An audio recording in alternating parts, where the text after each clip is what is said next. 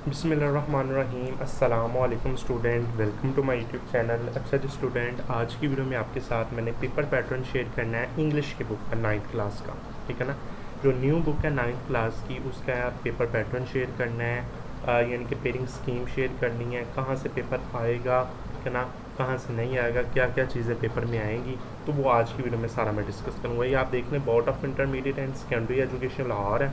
ठीक है जी, लाहौर बोर्ड नहीं है हमारे पास। अकेडमिक सेशन 2024 और 2026 तक से लेकर यहाँ जी हमारे पास ये जी रूल बना दिया था। ठीक है ना, rule of secondary school examination या scheme of study 9th and 10th class. ठीक है ना, इसमें सारा कुछ है, न्यू के लिए भी है और पुराने के भी है। ठीक है ना, और ये सारा आप इसमें देखिएगा। ठीक है ना, अब हम जो हमारा काम है हम उधर चलते हैं, पेज नंबर 20 पर हमारा काम है, तो वहाँ हमने जाना है। ठीक है ना, तो ये हमारे पास देखिए कि इंग्लिश, सबसे पहले तो हम इंग्लिश का सिलेबस देखेंगे। इससे पहले वीडियो में मैंने और कुछ भी और किताबों के भी सिलेबस मैंने शेयर किए थे, जिस तरह के टेक ग्रुप की जितनी भी बुक्स हैं। ठीक है जी, फिजिक्स टेक है, केमिस्ट्री टेक है, कंप्यूटर टेक है, जनरल साइंस टेक है, इस तरह की जो बुक्स हैं। हम दूसरी फैशन डिज़ाइनिंग की है, हेल्थ साइंसेस की है, ICT की है, कम्युनिकेशन स्किल की है, वो मैंने सारा आप बता दिया। अब हम इंग्लिश की बात करेंगे, जो कंपलसरी सब्जेक्ट है, मेन सब्जेक्ट है। ठीक है ना, पार्ट 1 9th क्लास का इंग्लिश का सब्जेक्ट है। इसमें 75 मार्क्स का आपका पेपर आना है। ठीक है जी, और 2 घंटे 30 मिनट आपका टाइम आना है। ठीक है ना, सबसे पहले आपका जो क्वेश्चन 1 होगा वो ऑब्जेक्टिव पार्ट का क्वेश्चन होगा। अब जो ऑब्जेक्टिव पार्ट होंगे वो आपके 19 नंबर के होंगे और आपको 20 मिनट आपको यहाँ जिसको सॉल्व करने के लिए दिया जाएगा। ठीक है ना, होंगे 19 नंबर के और आपको 20 नंबर दिया जाएगा इनको सॉल्व करने के लिए। ठीक है ना, इनमें क्या क्या होगा। ठीक है ना, क्वेश्चन 1 में choose the correct form of verb. ठीक है जी, correct form of verb 5 number की आएंगी। फिर आपको करेक्ट स्पेलिंग्स आएंगे 4 नंबर के। फिर आपको करेक्ट मीनिंग ऑफ अंडरलाइन आएंगे 5 नंबर की।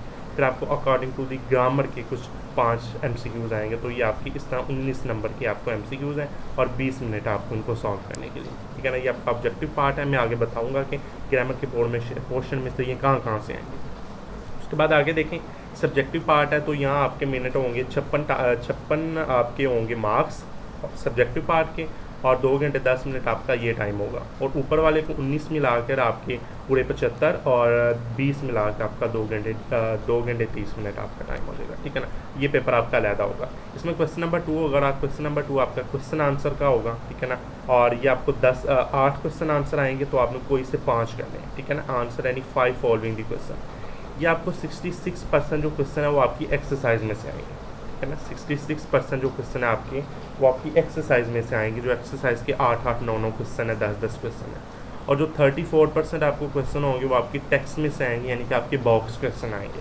ठीक है ना, ये आपके कितने आएंगे, बॉक्स क्वेश्चन आएंगे।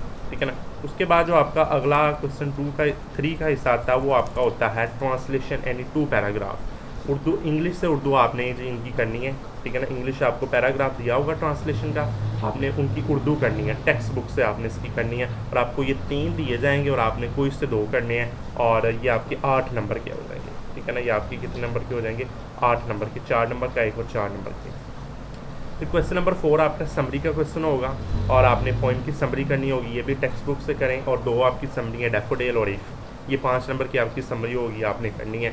या आप कर लें कि आपके जो समरी के जो स्टेंजा हैं उनका अपना रेफरेंस और कॉन्टेक्स्ट लिख लें। ये बच्चे नहीं लिखते, ज़्यादा जो बच्चे करते हैं वो समरी करते हैं। ठीक है ना, ये आपका समरी का क्वेश्चन आ जाएगा। फिर जो क्वेश्चन 5 होगा वो आपका ईडियम का क्वेश्चन होगा या फ्रेजेस का क्वेश्चन होगा। ईडियम और फ्रेजेस क्या है, एक वर्ड होगा और आपने उसका सेंटेंस बनाना है। ठीक है ना, जैसा कि सेंचुरी वर्ड है, इसका आपने सेंटेंस बनाना है। ठीक है जी, आइडियालॉजी है, ठीक है ना, इसका आपने इसका सेंटेंस बनाना है। तो ये आपको 8 आएंगे और आपने 5 करने हैं, ये भी आपके 5 नंबर के होंगे। ठीक है ना, और ये भी आपकी टेक्स्ट बुक से ही होंगे हिसाब से। उसके बाद लेटर, स्टोरी और डायलॉग, ये 3 चीज़ें आएंगी, इनमें से आपने एक करना होगा। ठीक है ना, लेटर, स्टोरी, डायलॉग, ये सारे 8-8 नंबर के होंगे। ठीक है ना, 8-8 नंबर के होंगे और आपने इनमें से एक करना है। लेटर कर लें, स्टोरी कर लें या डायलॉग कर लें। ठीक है ना, तो ज़्यादा तो बच्चे हैं वो लेटर करते हैं, हम भी रेकमेंड करते हैं कि वो लेटर करें। फिर भी मैं आपको स्टोरीज़ भी शेयर कर दूंगा, डायलॉग भी इंपॉर्टेंट शेयर कर दूंगा, वो आप कीजिए। ठीक है, उसके बाद क्वेश्चन नंबर जो 7 होगा वो होगा read the passage and answer the question at the end. ठीक है ना, आपने कंप्रीहेंशन आपके पास आएगा, यानी कि एक पैराग्राफ आएगा, उनमें से नीचे 5 क्वेश्चन होंगे उसी पैराग्राफ में से। उसी पैराग्राफ में से आपने ढूंढ के 5 क्वेश्चन के आंसर लिखने हैं, और ये आपका 10 नंबर का मार्क्स आ जाएगा। यानी कि 5 क्वेश्चन होंगे 2-2 नंबर के, ये आपका 10 नंबर का क्वेश्चन आपका ये हो जाएगा।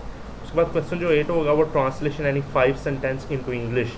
आपने कोई भी आपको उर्दू के सेंटेंस दिए होंगे, टेंस होंगे, ठीक है ना। उसमें इज़ एम आर का भी इस्तेमाल होगा, वाजवर का भी होगा, हैज़ हैव का भी होगा, हैड का होगा, विल शेल का होगा। यानी कि आपके 12 के 12 टेंसेस में से वो आपका क्वेश्चन ये बनेगा। आपके 8 आएंगे, 5 करने होंगे उर्दू से इंग्लिश। उर्दू आपको दी होगी, आपने इंग्लिश करनी है, तो ये आपका 5 नंबर है। फिर आपके चेंज ऑफ वॉइस आएंगे, एक्टिव वॉइस और पैसिव वॉइस आएंगे, और ये आपने 5 नंबर के ये भी कर लेने हैं, ठीक है ना, एक्टिव वॉइस और पैसिव वॉइस भी। ये आपका सारा पेपर पैटर्न आपको मैंने शेयर कर दिया 75 मार्क्स का। ये नीचे जो आएगा ये 10th क्लास का होगा। अब ये इंग्लिश ग्रामर एंड कंपोजिशन, ये हमारे पास बुक होगी आपकी बोर्ड की बुक, ठीक है ना। इसमें जो आपने फॉर्म ऑफ अ वर्ब, ठीक है ना, जो आपका क्वेश्चन होगा ना फॉर्म ऑफ वर्ब का, उसमें आपने टेंसेस करने हैं। तो टेंसेस में इट वार, ठीक है जी, इट देयर, मैंने कहा ना, is am are, was were, use of had have, ठीक है ना। ये आपके लेसन हैं उनके उस बुक पे लिखे होंगे लेसन, तो ये आपने कर लेने हैं। पार्ट ऑफ स्पीच के लिए आपने ये चीज़ें कर लेनी है, डायरेक्ट इनडायरेक्ट स्पीच और पेयर ऑफ वर्ड, ये पार्ट ऑफ स्पीच के लिए हैं। और आप स्टोरी राइटिंग करना चाहते हैं तो ये आपकी स्टोरीज़ हैं, ठीक है ना, यही उधर स्टोरीज़ लिखी हुई हैं, ये अगर आप ये कर लें तो ये इंपॉर्टेंट है।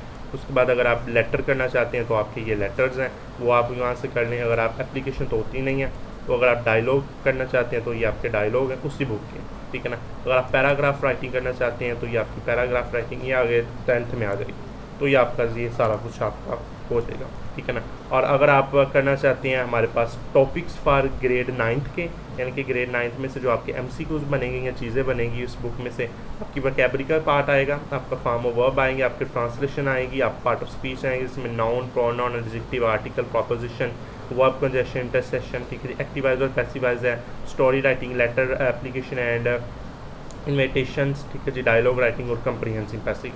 ये आपका जो टॉपिक्स हैं ये आपके 9th क्लास में इन टॉपिक्स में से आपके सब्जेक्टिव और ऑब्जेक्टिव बनेंगे, ठीक है ना, ग्रामर का पोर्शन जो होगा। और बाकी आपने जो क्वेश्चन आंसर बुक से कर लेने हैं। तो ये मैंने आपको जी पेपर पैटर्न जो सारा मैंने शेयर कर दिया, और बोर्ड की बुक से भी मैंने बता दिया कि कहाँ कहाँ से आपको चीज़ें आनी हैं। ओके जी, बात समझ आ गई। तो ये आपका इंग्लिश का पेपर पैटर्न बता दिया, इंशाल्लाह अगली वीडियो में इसका मैं गेस भी दूंगा, ठीक है ना। तो अगर आप वो कर लेंगे तो आपके 75/75 नंबर आएंगे। इंशाल्लाह अगली वीडियो में आपसे मुलाकात करेंगे, डिटेल में मुलाकात करेंगे। अल्लाह हाफिज़।